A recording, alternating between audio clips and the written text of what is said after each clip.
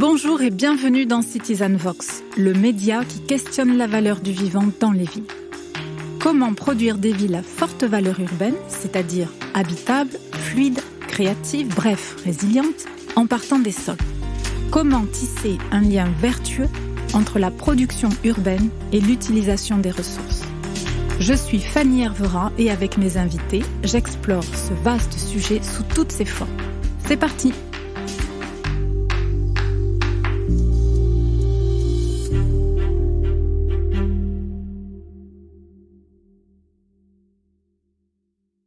Bonjour à tous et bienvenue dans un nouvel épisode de Citizen Vox.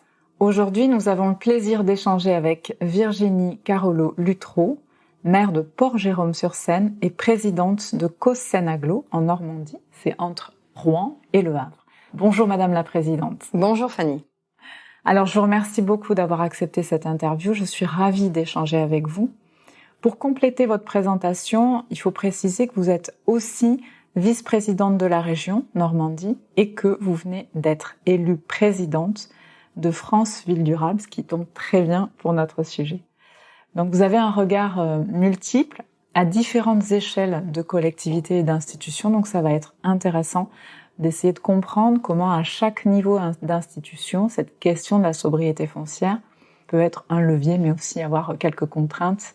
Et donc, ça va nous intéresser de comprendre les spécificités par institution.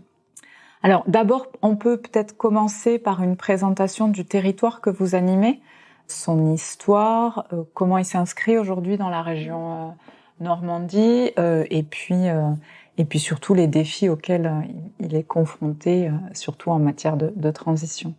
Alors, ce territoire, vous l'avez dit, qui est situé entre Le Havre et Rouen, est forcément en bord de Seine et aujourd'hui est au cœur de l'axe Seine, qui est un sujet qu'on évoque longuement, le président lui-même, sur la réindustrialisation de la France et surtout sa vocation à décarboner l'industrie et affronter les défis que notre territoire a en face de lui, mais je dirais toute la France et toute l'Europe et le monde entier, c'est pouvoir réussir ce virage des transitions, de se développer différemment.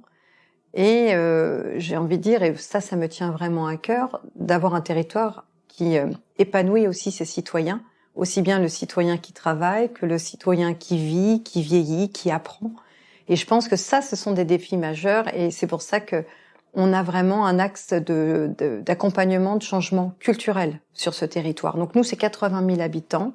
C'est une industrie d'origine pétrochimique, donc entre guillemets carbonée, qu'on souhaite décarboner. C'est pour ça qu'on a aussi la première usine de production d'hydrogène massive, plus de 26 000 tonnes dans une première phase, 50 000 dans une autre, qui va permettre justement de ne plus rejeter autant de CO2 sur l'axe Seine. Je rappelle que c'est le plus grand consommateur, le plus grand pourvoyeur de CO2 du territoire avec Dunkerque et Fos. Et ça, c'est un enjeu majeur. C'est un enjeu qu'on mène avec l'ensemble du monde industriel et les habitants qui vivent sur ce territoire. Parce que quand on décarbone l'industrie, demain on décarbonera aussi les usages de mobilité, de logement, et c'est des défis qu'on mène de parallèle. On ne cloisonne rien sur ce territoire parce qu'on a la chance d'être petit, on est agile, et on est entouré de 2 zones industrielles rouennaises et havraises avec lesquelles aussi on partage beaucoup un destin commun, des solutions communes, des hommes et des femmes, des ressources humaines communes pour pouvoir imaginer le monde de demain. Pour nous, c'est essentiel. Mais notre taille nous permet d'être un vrai laboratoire d'expérimentation.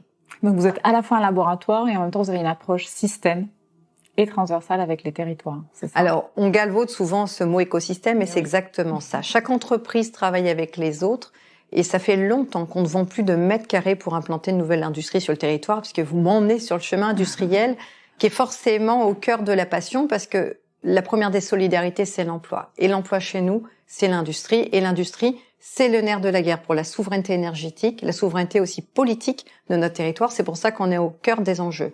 Et puis, de dire que cette transition passe par un système, par un écosystème, eh bien, c'est la réalité. On a signé encore ce matin une cellule emploi-formation pour les 1000 emplois qui vont arriver sur le territoire. Faut pas que ça vienne appauvrir en termes de jus de crâne, de cerveau, d'innovation, les entreprises déjà existantes qui ont besoin de faire face à ces transitions, mais aussi d'amener des nouvelles filières, le recyclage, le polylactique acide, les protéines animales. Donc, tout un réservoir d'intelligence et d'innovation au service des transitions et des nouvelles façons de vivre sur les territoires. Et puis, moi, je vais, pour présenter le territoire, je vais conclure parce que Antoine Grimbach, vous savez, qui n'était pas lauréat, parce qu'il n'y a pas eu de gagnant du grand concours architectural du Grand Paris du président Sarkozy, mais lui est un des seuls à dire qu'il faut équilibrer les territoires en longeant la Seine. Ce qu'avait déjà dit Napoléon III, ce qu'avait dit le SDO, le schéma d'aménagement et d'urbanisme de 75 de la région parisienne, mais lui, il l'a dit concrètement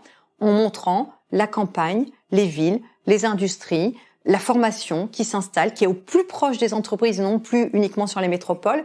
Et je pense que pour moi, j'étais encore fonctionnaire à l'époque, directrice dans la structure, eh bien ça a été un vrai décomplexification des dossiers. Et j'ai envie de dire qu'on s'est dit mais oui, on peut le faire et oui, on est the place to be.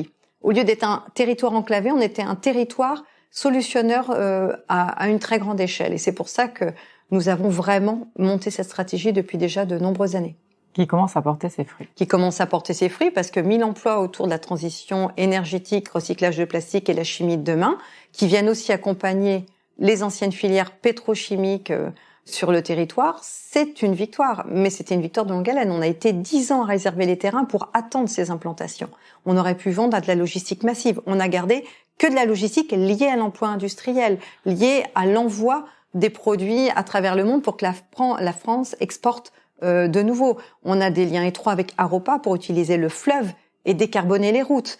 On a un lien étroit avec la SNCF et la région Normandie pour pouvoir aussi remettre les salariés sur le rail. Les rails de fret qui sont peu utilisés pourront servir demain une navette ferroviaire qui emmèneront les salariés jusqu'au sein de l'entreprise. Ça a deux avantages. Décarboner les plans de déplacement, mais aussi permettre à des personnes de venir ponctuellement sur du design industriel, sur des unités de laboratoire qui viennent certifier par exemple les plastiques recyclés de demain, et puis repartir sur d'autres sites en France. On doit vraiment imaginer qu'on n'est pas un territoire qui travaille pour lui, mais qui travaille pour le reste d'un écosystème, j'ai vraiment envie de dire européen, international, pour décarboner la planète. Ouais. Et on a notre petite pierre à l'édifice et on essaye de transformer le territoire pour qu'il puisse répondre aux besoins extérieurs aussi. On comprend bien l'état d'esprit. Donc, cette politique industrielle, finalement, que vous avez commencé à évoquer, on va essayer tout au long de cette émission de la développer et de comprendre comment, dans un contexte de sobriété foncière, avec notamment la question du ZAN qui entérine les choses, comment vous pouvez continuer à développer cette politique industrielle qui fait partie de l'histoire et de l'identité de ce territoire, comment vous pouvez la développer, en continuant à être aussi proactif que vous l'êtes, et comprendre aussi quels freins vous avez à ce développement de la politique industrielle. Donc, si vous voulez bien, on peut repartir sur le site Port Jérôme 2 et peut-être retracer aussi l'histoire et la manière dont vous l'avez développée, en commençant par le foncier. Est-ce que vous pouvez nous décrire déjà la situation foncière de ce Port Jérôme 2 qui était, je crois, à hauteur de 100 hectares à peu près et que vous avez développé au gré, en amenant ce site vers une industrie de transition? Est-ce que vous pouvez nous raconter un petit peu l'histoire? Cette histoire, c'est le début de ma carrière en plus, parce que c'est le premier dossier que j'ai géré, donc je la connais bien. C'est une ZAC de 95 qui n'avait pas du tout les mêmes contraintes environnementales. Malgré tout, il y a eu une vocation sur le territoire depuis toujours. Je rappelle qu'on a une usine d'eau industrielle depuis 74 qui pompe l'eau de la Seine pour permettre les process industriels ou l'eau incendie sans pomper dans les nappes phréatiques qui sont destinées aux humains. En tout cas, pomper le moins possible, mais il y a forcément des puits de captage privés qu'on ne maîtrise pas forcément. Mais en tout cas, 33 millions de mètres cubes d'eau sont pompés dans la Seine, traités et utilisés par les industries. C'est pour vous dire l'ADN écologique, ce qu'on appelle l'écologie industrielle aussi. Aujourd'hui, c'est l'EIT, ça peut avoir plein de noms, mais on a toujours eu à cœur de pouvoir préserver l'industrie, le milieu naturel, la biodiversité. Donc cette zone, dès le départ, a eu, sans mesures compensatoires obligatoires, déjà des mesures environnementales propres au site, donc une zone de continuité écologique qui est au nord des 200 hectares aujourd'hui de Port Jérôme 2, qui permet le déplacement des populations, développement de la faune de manière agrémentée, puis de couper aussi ce monde industriel. Donc il y a la Seine, l'industrie, cette zone de continuité écologique, et derrière l'habitat, juste derrière les fermes, les exploitations agricoles qui sont là. On a aussi forcément développer des implantations massives. On n'a pas voulu saucissonner le territoire. C'est un marais, donc il va falloir aussi travailler de manière encore plus importante les fonctionnalités hydrauliques à travers la montée des eaux. Donc ça, c'est des enjeux qu'on avait évoqués déjà à la création de la ZAC et on avait réservé des espaces pour permettre ces fonctionnalités hydrauliques. Demain, l'enjeu est beaucoup plus important. Il y a une accélération du montée du niveau des eaux qui va nous obliger aussi à trouver des partenariats extérieurs à la zone pour continuer à l'industrialiser. Les mesures compensatoires s'imposent à nous aussi aujourd'hui, puisque pour faire 10 hectares d'industrie, on doit faire 10 hectares de renaturation sur des terrains qui sont pas dégradés foncièrement. Donc ça nous oblige et ça nous incite en tout cas à avoir beaucoup de dimensions aussi protection faune et flore plus innovantes, puisque, je le redis, ce ne sont pas des terrains pollués. Ça veut dire que pour développer Port-Jérôme, il faut qu'on aille aussi travailler, j'étends un peu Port-Jérôme 1, qui lui est complètement industrialisé, tous les espaces sont occupés, mais des espaces se libèrent au fur et à mesure des innovations industrielles, des unités ferment, d'autres ouvrent. Et là, on travaille, et c'est là que je positive complètement la loi de sobriété foncière, la loi ZAN, zéro artificialisation nette, puisque non seulement on travaille sur l'extensif et les mesures compensatoires qui permettent de préserver la biodiversité, mais on va travailler sur la renaturation des terrains vraiment industriels depuis 80-90 ans. Donc ça, c'est Port-Jérôme 1. Ça, c'est Port-Jérôme 1, mais qui va permettre d'industrialiser Port-Jérôme 2. D'accord. Le deuxième aspect, c'est forcément de n'implanter sur les parcelles que des industries qui ne vont pas augmenter le niveau ou pollution ou dégradation des milieux naturels, mais au contraire, venir les préserver. On est très, très pointilleux sur les rejets d'eau, par exemple, dans nos fossés qui vont rejoindre une rivière, qui vont rejoindre la Seine. On demande à tous les industriels d'avoir des mesures, des captages et des solutions en cas de début de production d'un produit qui, dans un débit normal d'eau, ne poserait pas de problème, mais en cas de sécheresse ou de moins grand débit d'eau dans toutes nos zones qui sont limitrophes, enfin périphériques aux zones industrielles, il faut absolument qu'on puisse aussi avoir des solutions de stockage pour ne jamais renvoyer dans le milieu naturel. Jamais, jamais, jamais. Ça, c'est vraiment essentiel dans les nouvelles implantations. Ça, c'est donc la question de l'eau et la préservation. Vous êtes rentré tout de suite dans le sujet, mais du coup, sur le développement de Port-Jérôme 1 donc, et 2, est-ce que vous pouvez un tout petit peu nous recontextualiser la manière dont ça s'est développé et donc quel type d'industries se sont développées, sur quel foncier, c'est-à-dire le statut foncier, est-ce que c'était du foncier public ou privé, etc. Vraiment nous recontextualiser un peu l'histoire de Port-Jérôme. Une fois qu'on a eu le dossier de ZAC au mois de janvier 95, 4 janvier de mémoire, on a lancé une déclaration d'utilité publique pour pouvoir, en parallèle de négociations amiables, être entièrement propriétaire des terrains. Alors on l'est pas puisque les Boracais sont propriété du Grand Port Maritime, mais nous avons 90% de la zone en propriété de Cossen Agglo. Nous avons mis 25 ans à acheter l'ensemble de ces terrains. On a finalisé il y a pas longtemps et on a acheté aussi plus largement que sur la zone pour pouvoir compenser aussi pour nos exploitants agricoles sur le même territoire et leur permettre de pérenniser leur installation, puisqu'on le sait aujourd'hui, il faut des grandes exploitations aussi pour amortir un certain nombre d'investissements. Donc ce territoire a travaillé d'abord sur l'acquisition foncière, tout en implantant au fur et à mesure. Quand on avait des terrains libres, on a implanté Katounassi, maintenant il y a plus de 15 ans. Katounassi qui vient faire de la logistique commerciale, entre guillemets, mais qui se spécialise dans la logistique industrielle au gré des nouveaux projets qui s'implantent. On a réservé aussi des terrains pour le CEVET, qui est l'usine de valorisation énergétique du territoire quasiment de l'Essuaire, parce que c'est Le Havre, Honfleur, Fécamp, Yvetot.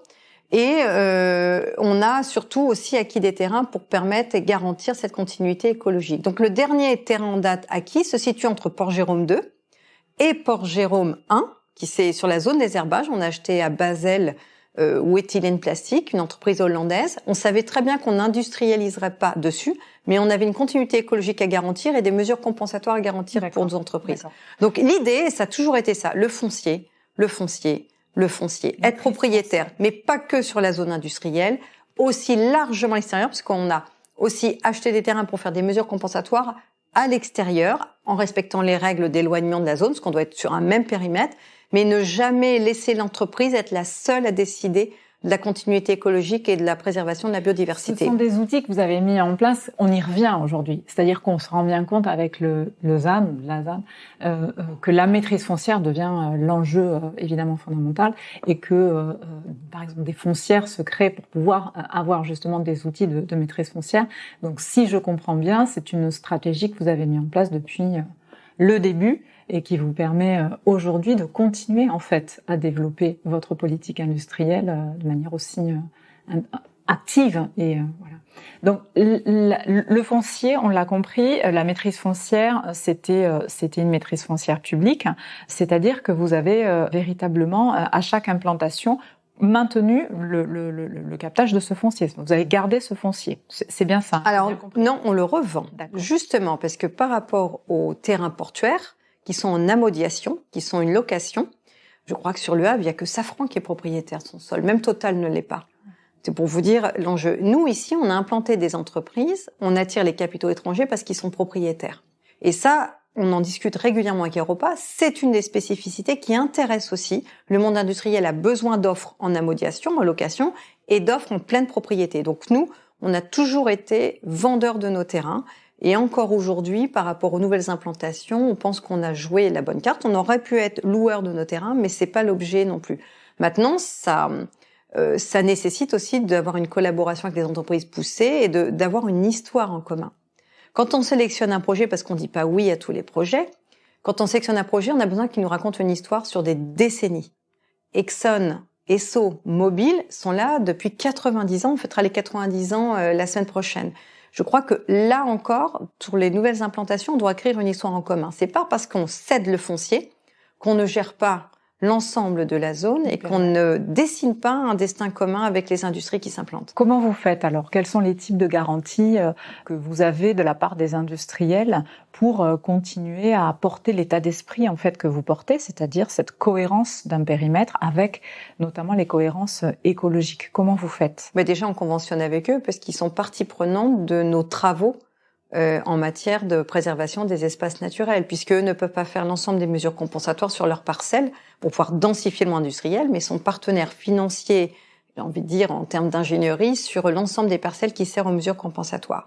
C'est aussi l'accompagnement du personnel. Pour qu'une entreprise reste implantée, alors il faut un marché, c'est sûr, mais quand on a investi 1 milliard ou 1,5 milliard comme l'entreprise Eastman, c'est qu'elle a un marché à long terme. C'est ce qu'on est allé vérifier aussi auprès de Citeo, auprès des grands donneurs d'ordre sur le recyclage de plastique, pour voir comment ce marché-là a évolué. On s'intéresse vraiment aux questions. Je vous l'ai dit, on ne se serre pas la main au niveau des mètres carrés et du prix. On se serre la main sur quels hommes et quelles femmes vont venir travailler chez vous, pourquoi, comment, sur quelle distance, quelles sont leurs possibilités de carrière, comment vous aider l'hôpital, comment vous aider les associations autour, aller chercher l'emploi d'insertion, aller chercher le RSA, parce que au regard des taux de chômage, on va aller chercher ces personnes-là. Comment vous financez les organismes de formation avec nous? Voilà, comment on travaille ensemble, parce que c'est culturel chez nous. Quand Exxon s'est installé en 1930 sur le territoire, je fais un peu d'histoire, je l'ai pas dit, en 29, l'État a dit, si vous voulez vendre des produits pétroliers en France, il faut produire en France. Donc, on pouvait raffiner en France. Pas extraire, forcément, mais produire en France. Et derrière tout ça, s'est installé, comme à Clermont-Ferrand autour de Michelin, une ville, une société, des codes qui sont installés, des maisons, les petites maisons pour les ouvriers, les grandes maisons pour les directeurs avec la phase contremaître et techniciens. Vous avez les écoles qui ont été construites par les entreprises. Là encore, on est en train de dire, on n'est pas en train de tourner le dos à l'industrie quand on est une ville à côté. Port-Jérôme-sur-Seine s'intègre complètement au monde industriel. On met la navette ferroviaire entre l'entrée de la ville et l'entrée de la plus grande unité aujourd'hui construite, qui est ExxonMobil. On leur demande aussi de participer à travers des financements, à travers l'éducation sur le territoire et créer ce lien. Parce que eux, pour rester sur le territoire, il faudra que les hommes et les femmes soient sur le territoire. Il faut pas qu'on ait des mercenaires, il faut qu'on ait quand même culturellement des gens qui sont impliqués. Donc ça veut dire aussi qu'il faut redorer le métier de l'industrie. Ouais. Et ça, c'est un élément essentiel. Et pas que chez les jeunes. Moi, je pense vraiment qu'il faut toucher le niveau collège, mais qu'il faut toucher aussi les parents. Casser culturellement le côté zolesque ou germinalien du monde industriel. Et ça, les entreprises ont apprécié. Donc c'est pas seulement leur faire signer un contrat qui n'aura aucune valeur dans 30 ans, c'est de raconter une histoire commune. Et ça, c'est vraiment important. Ça veut dire que l'industrie est vraiment une locomotive du projet de territoire. C'est comme ça que vous appréhendez l'industrie, comme vraiment un acteur au même titre que l'acteur public. Exactement. En co-construction du projet de territoire. Le développement économique n'est pas une entité à part. Notre fer de lance du développement économique, c'est une agence qui est sous forme de SPL. C'était associatif comme beaucoup de territoires auparavant. Mais la SPL, elle s'est densifiée. Elle a non seulement le marketing, mais elle a la formation professionnelle, la maison des compétences. Elle a aussi l'aménagement des espaces, l'aménagement des terrains. Elle a aussi les mesures compensatoires et le dialogue environnemental avec les services de l'État. Et puis, demain, ça se transforme quasiment en agence d'attractivité, parce que vous avez aussi le commerce. Vous avez comment le commerce travaille avec le monde culturel, comment COSEN Développement a un regard aussi sur les projets, par exemple, autour du théâtre romain, Jules Bonnat, qui explique d'où on vient, qui explique qu'il y a 2000 ans, les Gallo-Romains s'étaient installés là parce que c'était intelligent. Donc nous, on dit, finalement, vous êtes dans les derniers, vous installez. C'est un peu comme sur le marché en fin de matinée. Dépêchez-vous, c'est les derniers lots. C'est ce qu'on est en train de dire aux industriels. On leur raconte cette histoire, ça fait 2000 ans que l'industrie se développe ici. Mais là, c'est les derniers espaces possibles. Donc, il faut qu'on soit intelligents ensemble et qu'on construise une histoire ensemble. Tout ça, c'est notre agence qui pilote ça. Aussi bien, je vous ai dit, accompagnement d'entreprises, compétences, recherche d'emploi, rédaction des offres de formation, rédaction aussi des cahiers des charges pour les organismes de formation. En fait, on est en train pour libérer l'emploi, on est en train de souder tout le monde les uns entre eux. Et ça, c'est un peu le modèle envers soi. On a trouvé en Belgique un écosystème où chaque entreprise était interdépendante les unes des autres. Donc là aussi, c'est un moyen de les conserver sur le territoire. C'est de faire en sorte qu'il y ait une entreprise qui va produire, par exemple, de l'hydrogène pour décarboner, une autre qui va faire de l'énergie pour pouvoir aussi diminuer le coût énergétique des installations industrielles.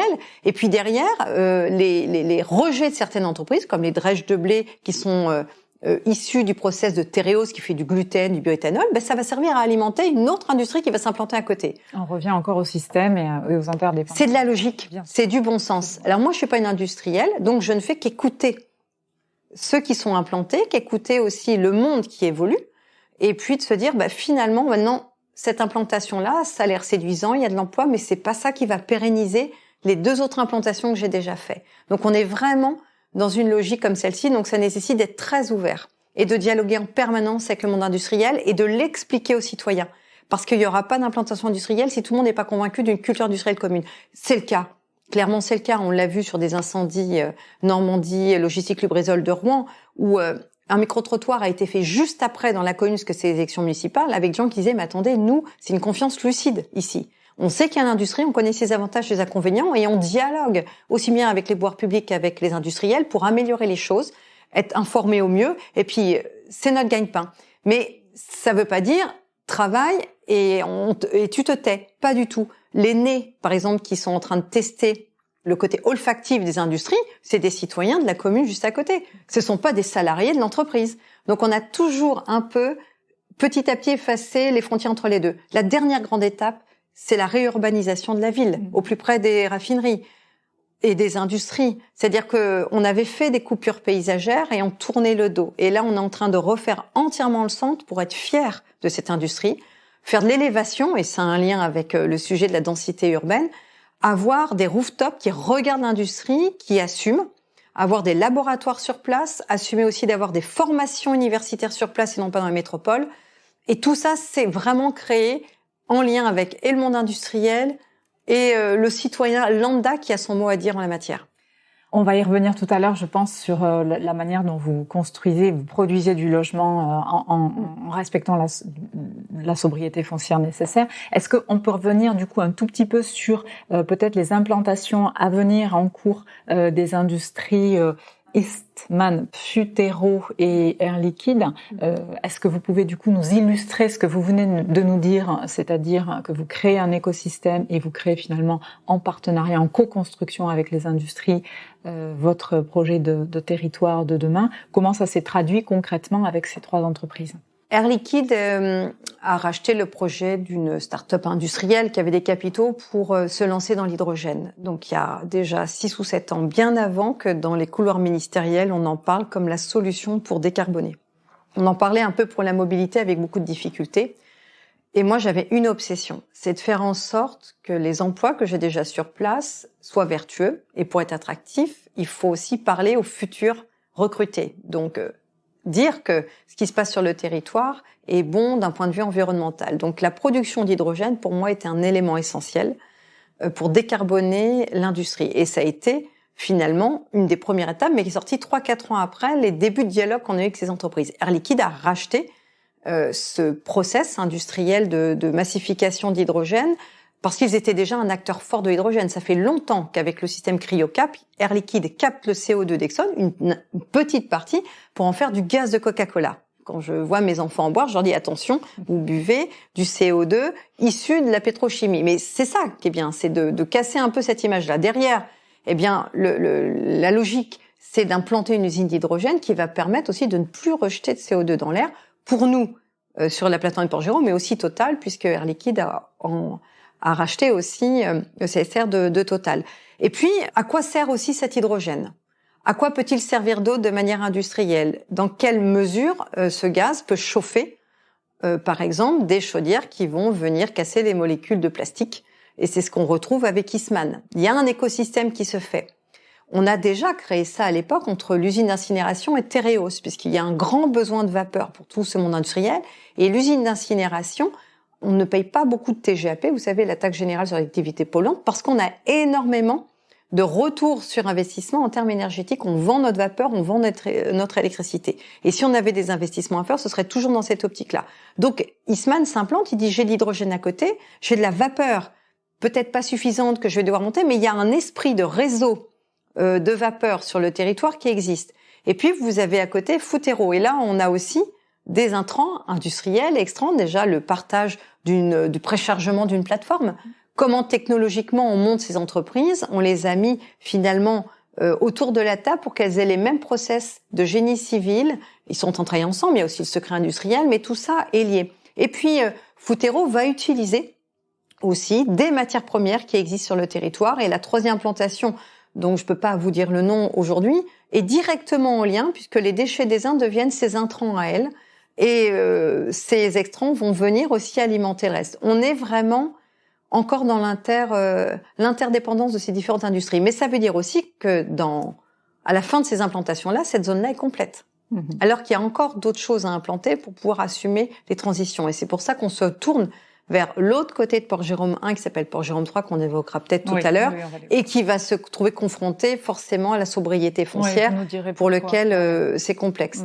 Mais en tout cas, il faut vous dire une chose, c'est pas que les produits fabriqués, mais on est aussi sur le génie civil, la façon de déplacer les produits intrants et extrants avec le fleuve. L'extension du quai, c'est parce que les deux entreprises, on leur demande de passer par le fleuve majoritairement et à terme. Et puis aussi les hommes et les femmes.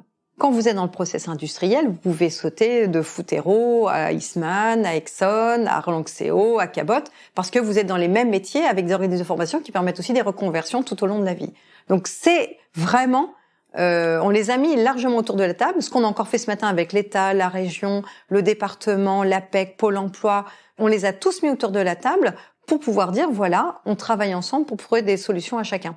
On est sorti un peu de ce côté mystérieux. L'industrie, on se regarde nous-mêmes, on ne sait pas ce que fait le voisin. Ça a vraiment changé. Et puis surtout, on ancre au sol l'industrie. On l'ancre dans un territoire. Nous, on a la volonté de le faire. Ça peut faire peur à certains territoires. Je pense qu'on le fait assez intelligemment en matière de sécurité industrielle depuis des années, et ça, c'est un enjeu. Il s'implante ici aussi parce qu'il y a la Seine, donc le fleuve, parce qu'il y a la Seine et l'eau. L'eau est essentielle pour le développement industriel, et il s'implante ici parce qu'il y a une vraie culture managériale, technique, mais aussi de sécurité industrielle. Et puis une acceptabilité. C'est-à-dire qu'ils savent ici que les gens vont vouloir travailler dans l'industrie et ne feront pas d'industrie bashing. Ils s'intéressent à la question, ils comprennent les process et sont toujours enclins à vouloir participer au développement de l'industrie. Oui. Je pense que c'est un des vrais secrets du territoire. Une vraie identité du territoire. Vous cochez, oui, effectivement, toutes les cases qui permettent d'avoir un effet vertueux d'une politique industrielle qui fonctionne, tout à fait. Peut-être qu'on peut essayer de regarder du côté maintenant des collectivités locales, donc la région, Cossenaglo, les différentes communes appartenant au territoire Cossenaglo. Comment se réalise, comment se fait le débat à l'intérieur de ces institutions ? Est-ce que pour l'implantation, pour le projet de territoire à mener, il y a des divergences de point de vue ou au contraire, est-ce que ça fait l'objet d'un consensus? Comment se traduit ce débat entre les différentes institutions? Est-ce que certaines communes pourraient se sentir plutôt sous tutelle ou au contraire? Voilà. Et comment ça se traduit ensuite au niveau de la planification? Puisqu'à un moment donné, il faut planifier tout ça. On est en période de révision du SRADET. Peut-être vous pouvez nous en dire un mot en tant que vice-présidente. Voilà, là ça fait beaucoup de questions, mais je vais évoquer le projet de territoire parce que je pense que la méthodologie qu'on a employée, elle a été très intéressante. On s'est aperçu au début de mandat, vous l'avez dit, on a des villages de 170 habitants jusqu'à des communes de plus de 10 000. Donc forcément des différences de point de vue avec peut-être un débat public qui, en permanence, essaye d'opposer l'urbain et le rural. Moi, je veux dire, à l'échelle française ou internationale, on est tous rurales ici, c'est clair. Donc, il a fallu mettre tout le monde d'accord là-dessus. On a utilisé un partenaire extérieur pour casser les codes et puis casser les grandes vérités, démystifier certains nombres de sujets. Et on a utilisé France Ville Durable. Donc, on a d'abord fait des réunions d'électrochoc. On leur a dit, voilà, est-ce que vous pensez que si on change toutes les ampoules et lampadaires, on va sauver la planète? Oh bah oui.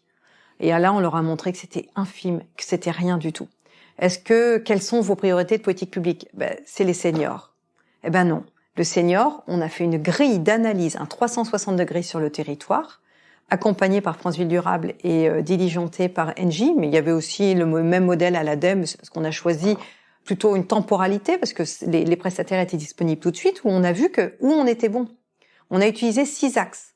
La résilience, la connectivité, la productivité, l'attractivité, l'inclusion. Est-ce qu'on travaille vraiment pour tout le monde? Tous ces domaines-là, on les a analysés et on a pu situer avec un avis extérieur, un référentiel national, si on était bon ou pas bon. Nos points d'amélioration ou pas. Et ça a cassé vraiment des images reçues. Et on a pu déterminer les éléments où on devait vraiment avancer. Et ça, on a partagé ce diagnostic-là, malgré nos différences, malgré des citoyens qui demandent pas la même chose dans un village que dans une ville, malgré un citoyen qui ne vit pas sur le territoire mais qui travaille sur le territoire, on a mis tout le monde d'accord sur nos priorités pour pouvoir sélectionner. Parce qu'avec un enjeu budgétaire restreint comme tout le monde, il fallait prioriser. Ça, c'était une vraie nouveauté. On a pu élaborer un plan d'action, alors pléthore, forcément, avec l'ensemble des actions qui nous permettaient de combler le gap entre le référentiel idéal et ce qu'on avait sur le territoire, et puis de dire ouvertement, on ne va pas aller sur ce terrain-là parce qu'on n'est pas mauvais, on est déjà bien. C'est un terrain facile, c'est un terrain qu'on connaît bien, mais voilà, on a fait le job. Ça, c'était abandonner des choses. Et on a abandonné d'une deuxième manière, c'est budgétairement. On a fait une moulinette, je l'appelle comme ça, c'est pas un outil, on a dit voilà, il y a tant d'euros. Alors pour nous, c'est 25 millions d'euros de projets sur le mandat, en dehors des projets déjà lancés et du récurrent, donc le lutte contre le ruissellement, la voirie, l'aménagement du territoire. On avait 25 millions de nouveaux projets. On a fait tourner la route, tac, tac, tac, tac, tac, tac. On avait ranké, mis en ordre tous les projets issus de cette analyse et on a pris ceux qui arrivaient jusqu'à 25 millions additionnés. Ce qui nous permet un élément formidable, on ne revient pas sur ce qu'on a décidé pendant 6 ans. Un projet n'est plus à l'ordre du jour ou à plus de subventions, on remonte un projet qui rentre dans l'enveloppe de financement. À l'inverse, un projet devient plus coûteux et nous paraît essentiel, on retire le dernier projet.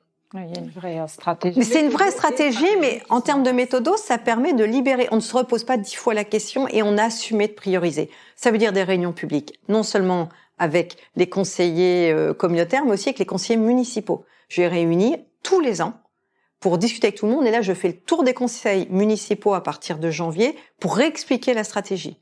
Donc, tous les conseils municipaux, c'est 50 conseils municipaux. Mais je crois que c'est essentiel parce que c'est mon premier lien vers le citoyen. Je peux pas faire des réunions publiques toutes les 5 minutes. Par contre, j'ai vraiment besoin d'expliquer la stratégie.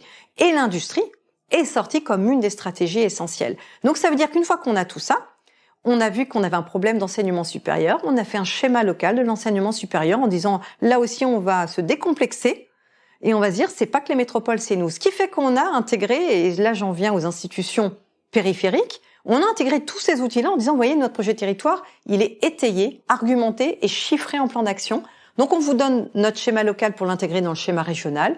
On vous donne notre SCOT pour l'intégrer au SRADET et alimenter la réflexion. Avec beaucoup de prospectives, avec beaucoup de projections, avec beaucoup d'observatoires. Ça a pris combien de temps? Je dirais, le SRADET est aujourd'hui en cours, puisqu'on a validé un premier jet et qu'on est dans la concertation publique. Mais la stratégie Co-Senaglo. Alors, la stratégie Co-Senaglo, elle s'est aussi accompagnée du PLUI, qui est en cours, de notre révision de Scott, qui vient en phase avec le SRADET, parce qu'il est hors de question d'avoir des règles qu'on va devoir changer quand le SRADET s'appliquera 2026-2027. Donc ça, c'est, j'ai envie de dire qu'on a figé en un an la gouvernance et les projets. On avait un pacte de gouvernance pour savoir comment réguler les relations communes, intercommunalité et intercommunalité extérieure. Ça, on l'a fait, on a été élu en juillet 2020. Décembre 2020, on délibérait là-dessus. Donc, on avait calé comment travailler avec les communes, comment les accompagner, quels étaient les dossiers prioritaires pour les communes, pour la cohésion territoriale. 6 mois après, c'était le projet de territoire. On l'a fait à l'été 2021. Et depuis, on développe, tous les ans, on se revoit pour la clause de revoyure, on réajuste les projets, on rajoute des projets, on regarde ce qui se fait ailleurs, on regarde ce que le SRADET nous demande de mettre en place. On réajuste en permanence cette ligne qui est absolument pas figée. Mais on ne revient pas sur les fondamentaux, on ne revient pas sur les objectifs. On est plutôt dans l'ajustement des actions. Donc c'est quand même très facile. Est-ce que y a eu des discussions particulièrement difficiles, et lesquelles, sur des points de sujet ou des particulièrement sensibles ou pas? Projet de territoire, très clairement non, parce que je pense qu'on a vraiment fait preuve de pédagogie, on a fait preuve de transparence. Aujourd'hui, le sujet sensible, c'est l'artificialisation des sols et comment on répond à ces objectifs avec moins d'extensifs. Moi, je le dis souvent, il faut positiver cette règle de sobriété foncière, d'ailleurs qu'on aurait pu appeler convention de sobriété foncière et non pas ZAN. J'ai jamais pensé qu'un tableur Excel pouvait réguler la planification du territoire et aujourd'hui c'est ce qu'on nous impose de guerre lasse.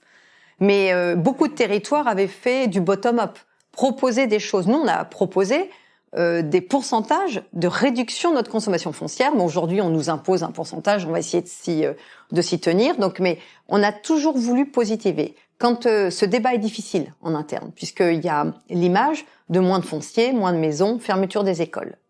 Et tout sur les communes-centres, parce que alimenter un quartier de 200 maisons coûte 2 fois moins cher qu'alimenter un hameau de 20 maisons. Structurellement, c'est une différence de 1 à 10 en réseau, électricité, entretien de voirie.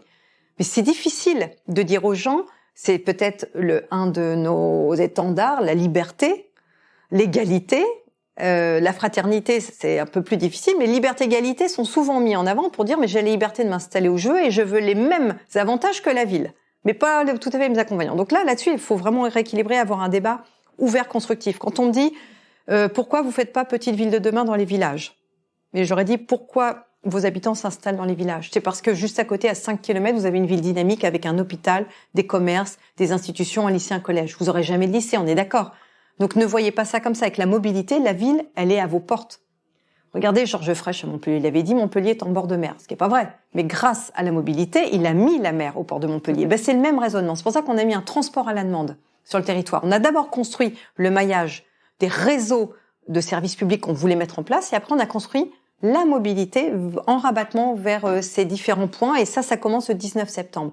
Il faut pouvoir répondre à l'équilibre des territoires. Pour moi, c'est vraiment essentiel. Donc, les points de crispation, c'est forcément l'artificialisation des sols. Donc, on travaille depuis longtemps, on a voulu garder en interne. Ça, c'est important. Le PLUI, la révision du SCOT est en interne.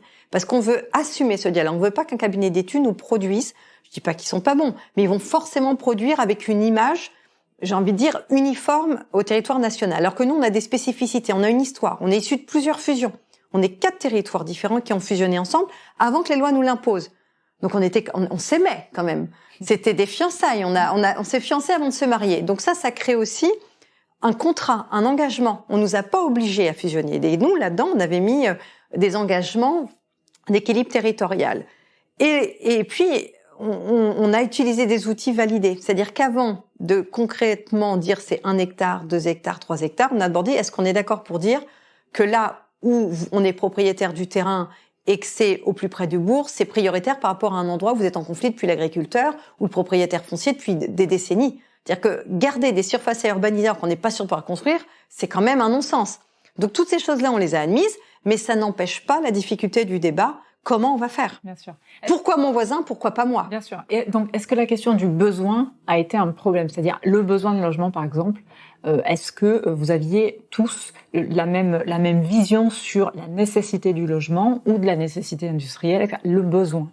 Non, on n'a pas la même vision. Voilà. C'est-à-dire que les villes sont plus prêtes à densifier, il faut le dire clairement, que certains villages où on me dit, mais un village, c'est normal que la parcelle fasse 1000 ou 1500, les gens viennent à la campagne pour ça. Et là, on dit non. La densification est vecteur de lien social aussi. La densification permet de mettre plus de monde sur la même parcelle et donc aussi, quelque part, de préserver votre école. La densification permet aussi l'intergénérationnel.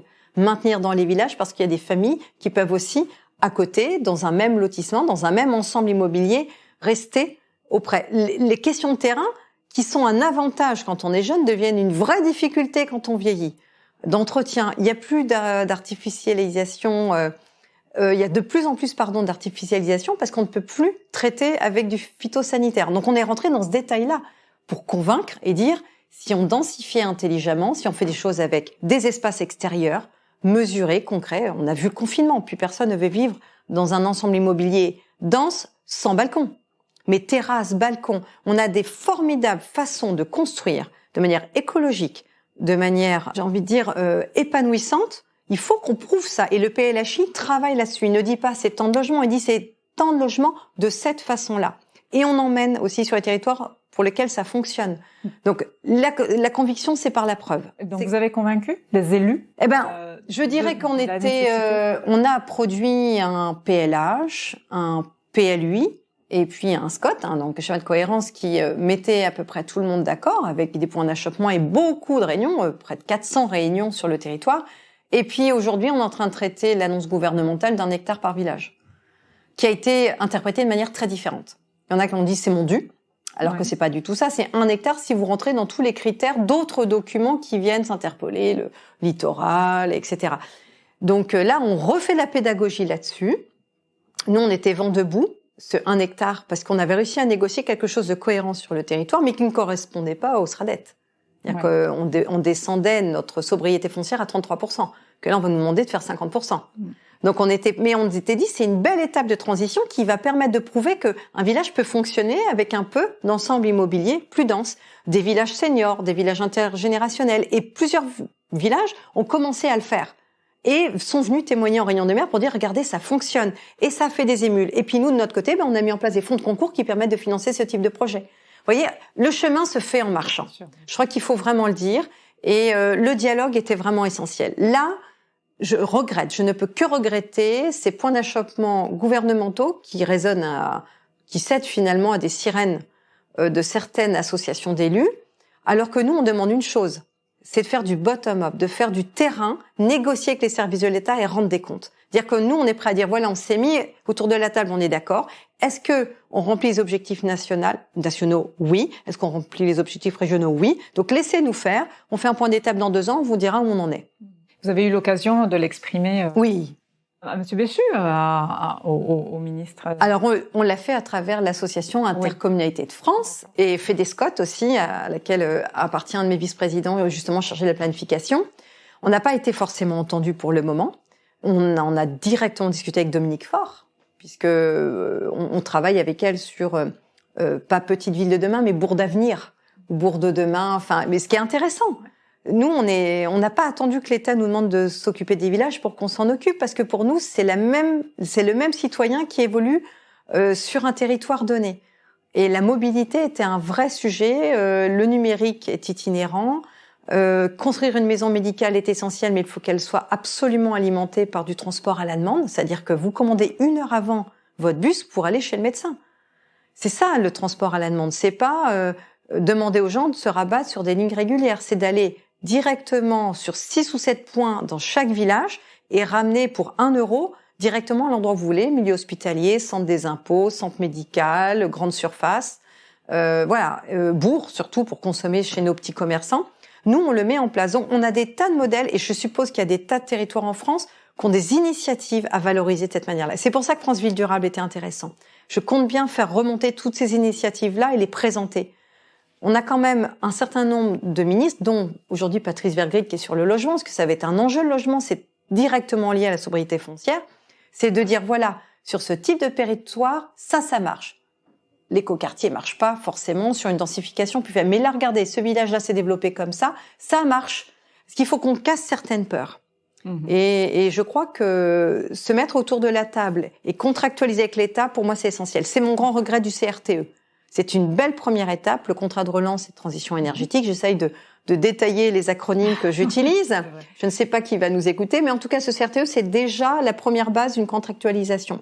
Alors, quand on mettra de manière uniforme la région, le département autour de la table ou le financement, on sera vraiment sur la logique, un territoire vécu, un bassin de vie vécu, un contrat, parce qu'il n'y a qu'un seul projet et un seul contrat. Là, je pense qu'on arrivera. Mais ça nécessite encore un état d'esprit de décentralisation et de confiance. Et d'habitude de la concertation, de la pédagogie, ce que vous faites, je pense, depuis des décennies dans ce territoire. Peut-être que tous les territoires en France ne fonctionnent pas, n'ont pas cette culture de la concertation, du dialogue régulier.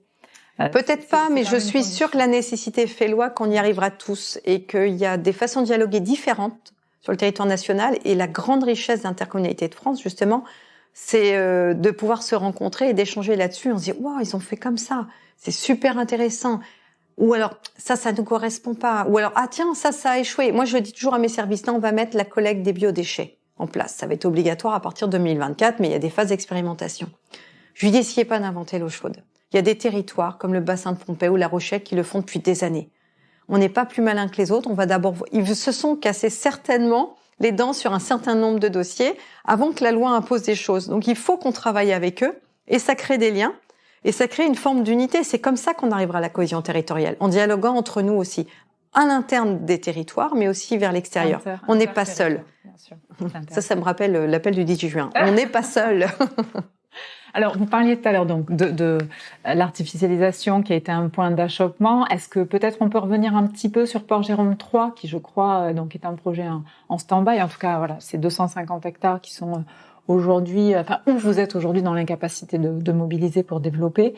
Vous pouvez nous raconter aussi un peu cette histoire et quel montage vous envisagez pour débloquer la situation?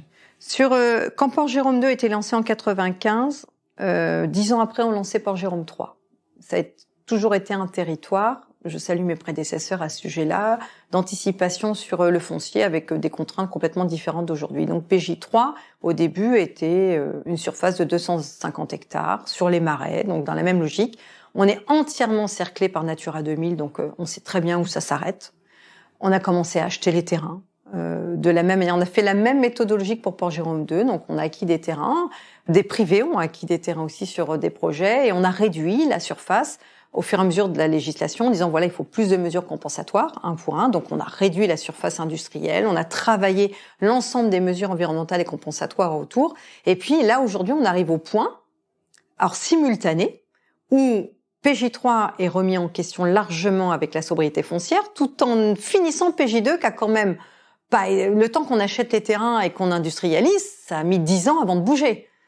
Et là, d'un coup, on sait qu'on sature dans 3 ans, c'est-à-dire qu'il me restera 5, 10 hectares par-ci par-là qui vont venir alimenter l'écosystème, mais qui ne seront jamais de l'implantation industrielle majeure telle que la France l'a définie. C'est des grandes filières qu'on a implantées et on les implantera dans les 10 ans. Sinon, on a loupé le virage. Si dans 10 ans, on n'a pas les filières qui nous permettent de réindustrialiser la France, c'est trop tard. Et ça, c'est le cœur de mon argumentaire. Je souhaitais que PJ3 rentre dans la zone d'influence portuaire et on n'a pas été entendu des services de l'État, du gouvernement, puisqu'on a dit non, les terrains portuaires, c'est uniquement ceux qui sont dans le projet stratégique portuaire, sachant que nous, on n'y était pas, on ne sera jamais zone d'influence, donc on ne sera jamais dans le quota national de la sobriété foncière. Alors qu'on a 250 hectares et que de manière schizophrénique, l'État nous demande de répondre à l'AMI grand site, puisqu'il a 4, 5 dossiers, peut-être même que 3 au niveau national pour faire des sites d'un seul tenant de plus de 200 hectares. On fait partie des 3-4. On n'a pas encore le résultat de l'AMI. Mais ça, c'est quand même... Contradiction, comment vous l'expliquez? Moi, je l'ai mis dans toutes les auditions. Je dis, aidez-moi à comprendre pourquoi d'un côté, on nous dit que la priorité, axe Seine, implantation industrielle, je suis sûre qu'il y a Fos, qu'il y a Dunkerque, des grands terrains d'un seul tenant. Et de l'autre côté, PJ3, vous ne le ferez jamais parce que vous allez dépasser les 50%. En tout cas, vous allez avoir moins 10 ou moins 20% repris rien que par l'industrie. Donc, ma stratégie, c'était de dire, je suis d'accord avec vous. La sobriété foncière est un enjeu majeur. Je suis d'accord avec vous. La préservation des espaces naturels, et là, c'en est un. est vraiment majeur, même si c'est drainé depuis des décennies et qu'on n'est plus du tout avec les piézomètres sur une zone humide. Ça l'est cartographiquement, mais en réalité, c'est une parcelle asséchée depuis longtemps. Je leur dis, mettez-moi un zonage d'attente qui n'existe pas. On a encore parlé hier à ma planification, mais il faudrait qu'on écrive un zonage qui s'appellerait à vocation industrielle d'intérêt national, avec des engagements clairs. Si dans 10 ans, il n'y a pas d'implantation, c'est-à-dire s'il n'y a pas eu un projet majeur qu'on va traiter de manière multipartite, État, collectivité, quand je dis collectivité, c'est nous, mais c'est la région Normandie, qui est chef de file en développement économique, et industriel. S'il n'y a pas de projet majeur qui permette des implantations, eh bien, dans 10 ans, on bascule en agricole, ce qui est déjà aujourd'hui le cas. Aujourd'hui, c'est exploité. Mais je crois qu'on ne peut pas se tirer une balle dans le pied au point, après-demain, parce que c'est cette année qu'on va devoir décider de transférer ces terrains industriels depuis toujours, exploités de manière agricole, vers vraiment un zonage qui empêchera l'industrie. Mais qu'empêchera peut-être pas des projets un peu idiots, qui prendraient du foncier en bord à quai, avec un transport fluvial qui décarbonera aussi les usages du transport, qui va permettre l'exportation parce que le port du Havre est juste à côté, peut-être par des panneaux photovoltaïques ou de la grille photovoltaïque. Quel gâchis sur des terrains à cet endroit-là. Donc moi, j'aimerais sanctuariser, mais ne pas demander non plus le beurre et l'argent du beurre. Il faut qu'on puisse, d'une manière conventionnée avec l'État, ce qu'on a déjà fait sur PJ2. On a mis 2 ans à travailler les conventions de mesures compensatoires. Elles sont tombées en 6 mois par une loi qui est venue s'imposer à la convention. Donc on a bossé 2 ans pour rien. Donc quand je dis ça à mes collègues, ils me disent attention aux méthodes de conventionnement, qui était un arrêté préfectoral, et ça n'a pas fonctionné. Là, je crois que PJ3 est un enjeu national. Si l'État me dit « j'en ai pas besoin », j'ai largement assez par rapport à ma stratégie de développement de nouvelles filières, dont acte. Nous, on se concentrera sur alimenter PJ2, aller chercher encore les dents creuses sur les implantations industrielles déjà existantes, renaturer les espaces, reconnecter la ville et l'industrie. J'ai pas de souci. Mais quand même, je crois que c'est même pas un sujet Cossenaglo. C'est peut-être même pas un sujet région Normandie, c'est un sujet national pour Jérôme III. Et j'aimerais qu'on trouve une solution d'attente. Je ne demande pas qu'on me laisse faire ce que je veux sur le terrain. Je ne demande pas forcément à ce que le grand port maritime rachète le terrain. On en discute avec Aropa à ce sujet-là, parce que là, on serait plus en zone d'influence, mais on serait domanialité portuaire. Mais c'est pas l'objectif, puisqu'on a besoin d'espace qui ne soit pas en amodiation pour compléter l'offre industrielle, les propositions. Donc, vraiment, je le revendique. C'est difficile de faire du cas par cas. C'est un peu le problématique français. Et c'est là que je voudrais que la remontée de terrain vienne alimenter. Et j'en discute avec le sous-préfet et le préfet. On est tous d'accord. On ne peut pas laisser PJ3, mais on n'a pas l'outil juridique qui nous permet de le préserver aujourd'hui. Et on cherche. On continue. La piste portuaire continue encore à être travaillée. La piste zonage dans le cadre de notre PLUI, parce qu'on n'a pas encore écrit le règlement dans encore quelques temps, mais dans le PADDI, on écrit qu'on restitue en agricole, donc il faudra contredire notre PADDI, donc notre plan d'aménagement de développement durable intercommunal. Donc on a une fenêtre de tir, mais qui est pas grande, c'est-à-dire que dans 1 an, au plus tard, il faut que j'ai décidé de ce qu'on fait de ces terrains-là. Donc, ce serait, créer un outil juridique pour sanctuariser. Pour moi, c'est essentiel. Mais à côté de cet outil juridique, on doit s'engager dans la densification des autres moyens industriels. Hier, je construisais sur mes zones artisanales des bureaux rez-de-jardin. J'en ai inauguré 2 l'année dernière. Et je leur ai dit, vous avez de la chance. Vous avez de la chance que votre permis date d'il y a 2 ans et demi, 3 ans. Vous êtes les derniers à construire comme ça. C'est-à-dire qu'on va imposer dans nos règles de construction d'avoir de l'élévation, de la densification et autres. Parce qu'on peut plus se permettre de faire autrement. C'est un engagement réciproque, quoi, ce que vous faut qu'on rende des comptes. Faut pas seulement faire un vœu pieux et dire laissez-moi ma zone industrielle. Il faut dire derrière, on met aussi tout un tas d'outils pour répondre aux nécessités de sobriété foncière. Vous avez d'autres territoires qui seraient concernés sur la même problématique que vous, là, et qui seraient intéressés d'avoir un outil juridique comme ça qui permette d'attendre, en fait, un tout petit peu les 10 ans. J'ai pas connaissance des autres projets grands sites. Je sais qu'on dialogue de toute façon avec les territoires extérieurs parce que dans le cadre des mesures compensatoires environnementales mais aussi littorales, le risque littoral, il faut travailler avec nos voisins parce qu'il y a des endroits où la Seine devra avoir des espaces pour monter en cas de crue et on travaille de toute façon avec les autres. Et là encore, ces espaces-là doivent avoir une typologie spécifique. Donc on ne peut plus, à l'inverse, construire dessus. Ça veut dire aussi que les retombées économiques doivent être partagées. Alors forcément, un territoire comme le nôtre est historiquement écrété, mais la mobilité telle que je la conçois de la zone industrielle sur la ligne Le Havre-Paris, ça permet aux autres territoires de venir travailler ici aussi. Pour moi, c'est essentiel. Et puis comme on ne va pas non plus multiplier de manière exponentielle le nombre de logements, même en faisant de la densification, même en faisant de la réhabilitation, même en utilisant nos friches, il y a de l'extérieur qui viendra travailler sur le territoire, comme à Panly, comme au Havre. C'est des milliers d'emplois qu'on a sur un périmètre finalement assez restreint. On a aussi la nouvelle façon de travailler, le télétravail. Quelqu'un peut habiter maintenant à 80 km d'ici, venir travailler ici. Mais ce qu'il a envie, c'est de venir en train. Ce qu'il a envie, c'est de continuer à travailler. Ce qu'il a envie, c'est de rester dormir 2-3 jours peut-être et de repartir, de séquencer sa semaine avec du télétravail, de changer de poste tous les 2 ou 3 ans, avec une vraie capacité de carrière intéressante sur tout l'axe Seine. C'est ça qu'on travaille.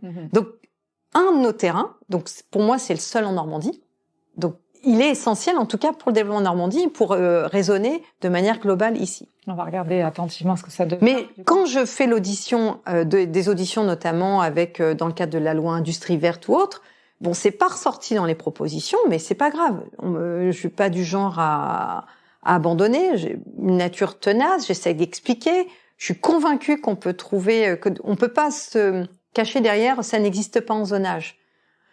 Maintenant, à un moment donné, les écritures vont être faites, ça va être scellé, ce sera plus compliqué de défaire. Oui, encore que, mon côté optimiste me fait penser que si le président de la République, Emmanuel Macron ou le suivant, ou la suivante, on ne sait pas, venait dans le cadre de Choose France à capter un gros projet industriel, il saurait aussi, de manière conventionnelle, je pense, utiliser certains terrains parce qu'ils sont identifiés au niveau national, même s'ils ont changé de zonage.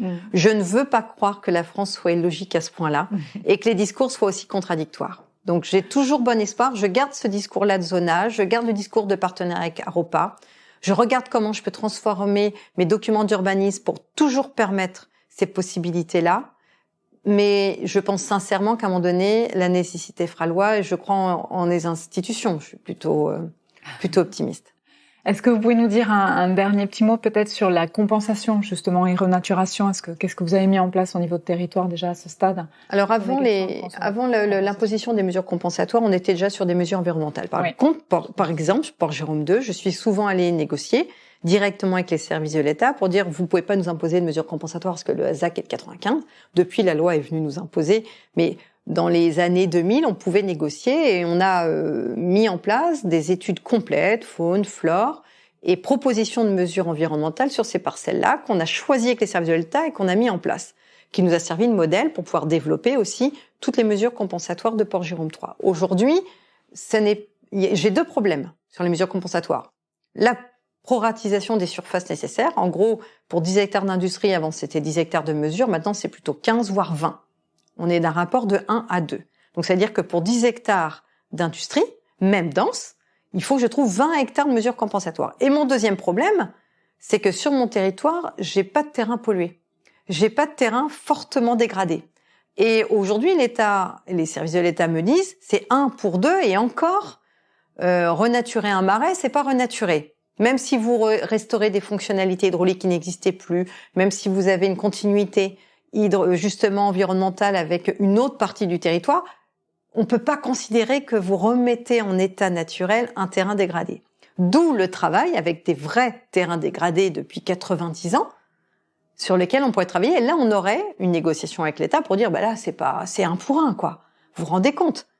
Au cœur de Port Jérôme 1, on vous remet des zones avec des plantes dépolluantes, avec demain peut-être un maraîchage bio, comme on a aux portes de l'ensemble de la plateforme industrielle, on a un maraîchage bio labellisé pour montrer aux gens que c'est possible, qu'il y a vraiment une responsabilité commune d'avoir une industrie vertueuse et propre. Et ça existe. Donc il faut qu'on le montre au cœur de l'industrie et non pas en périphérie. Là, tout l'enjeu est là. Aujourd'hui, c'est encore en cours de négociation et vient aussi se mêler les mesures compensatoires des autres territoires et tout ce qui est nécessaire dans le cadre du plan de prévention des risques d'inondation, le PPRI, qui demande aux nouvelles industries de s'implanter plus haut, d'avoir un préchargement et un remblaiement plus élevé, mais du coup qui vient accentuer la difficulté des entreprises existantes.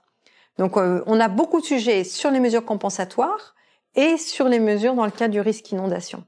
Et du coup, ce que j'entends depuis le début, c'est que votre approche, finalement, elle appelle la négociation, elle appelle le lien permanent, elle appelle faire de la dentelle, en fait, c'est-à-dire s'ancrer dans les territoires, voir véritablement le besoin, la spécificité et faire de la dentelle par rapport à ça. C'est ça, en fait. Du sur-mesure. J'entends, du sur-mesure. Du voilà. sur-mesure. Je cherchais le mot, mais c'est un terme qu'on emploie. Ce qui nous va à nous ne va pas aux autres.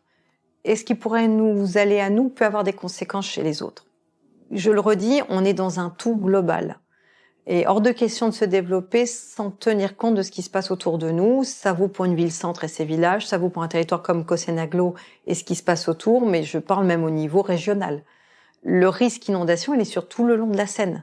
Hors de question que nous, on implante ici des industries et qu'un peu plus loin, on ne puisse plus rien faire, ni habitat, ni rien, parce qu'on aura des zones d'expansion des crues. Donc tout ça, c'est à négocier. Après, ça ne nous empêche pas, moi j'ai quand même la volonté d'aller au rapport de force sur certains domaines. J'ai des terrains qui sont propriétés de grands industriels français qui n'en font rien depuis 30 ans.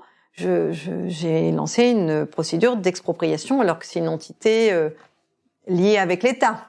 Je vais pas les citer parce qu'on est en cours, mais je crois qu'il faut aussi montrer par des outils juridiques qu'on a une vraie volonté. Il n'y a pas que le discours. Il y a la méthode, le discours et l'action. Je le disais tout à l'heure, c'est comme l'amour.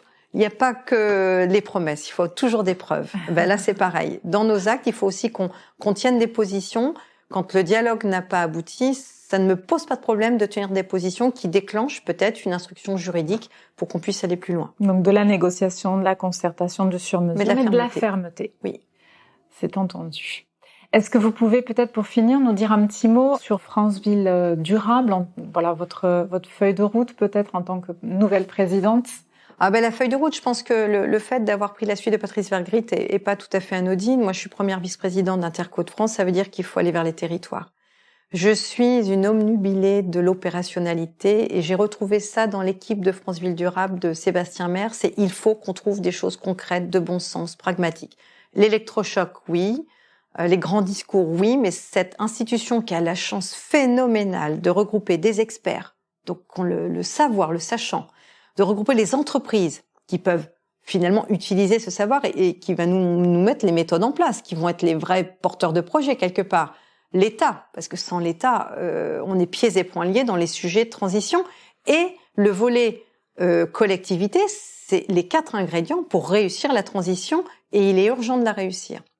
Il est urgent d'arrêter de dire que c'est urgent et de rentrer vraiment dans l'opérationnalité. Il est plus l'heure de la preuve, il est l'heure de l'action.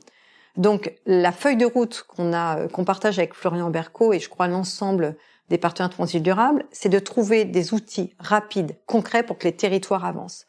On a l'autorité organisatrice de la transition, elle est quand même au sein des intercommunalités. D'où la présence d'Interco de France depuis le début dans le conseil d'administration de Franceville Durable. Maintenant, il faut que j'aille plus loin. Alors, par ruissellement, alors micellaire plutôt, c'est d'aller chercher tous les territoires et de convaincre. J'ai la chance d'avoir quelqu'un comme Sébastien Merle, qui est notre délégué général, qui a cette capacité de transmission et de conviction. Moi, je vais essayer de mettre la mienne au service de Franceville Durable avec Florian Berco pour pouvoir aller plus loin, aller chercher les territoires qui sont pas encore convaincus. C'est pas une association de plus. C'est la seule, donc issue d'une fusion avec Vivacité et l'Institut de la Ville Durable, c'est la seule qui parle au territoire et qui peut proposer des outils concrets et qui a l'écoute du gouvernement quand il y a aussi des modifications à faire. C'est très important pour nous d'avoir la DGALN aussi en pilotage de cette association. Je pense que c'est un bel outil qui a un socle. Et puis le deuxième volet, c'est l'international. C'est aussi de montrer le savoir-faire français. C'est une vraie vitrine parce que le bashing, le French bashing est encore présent. Même nous, en France, on a tendance à dire qu'on fait moins bien que les autres. Eh ben, c'est totalement faux. Et je crois que les 2 enjeux de Franceville Durable, c'est l'international. C'est de montrer notre savoir-faire, de vendre nos entreprises à l'extérieur, notre organisation, notre gouvernance aussi, et puis d'aller vers les territoires pour que concrètement on puisse mener des actions rapidement pour pouvoir décarboner nos usages et puis inverser cette courbe qui fait tant peur à tout le monde de préservation de la planète, l'inverser. On doit... c'est l'anthropocène, vous connaissez l'expression. Ben voilà, c'est au cœur de Franceville Durable, en interne et vers l'extérieur.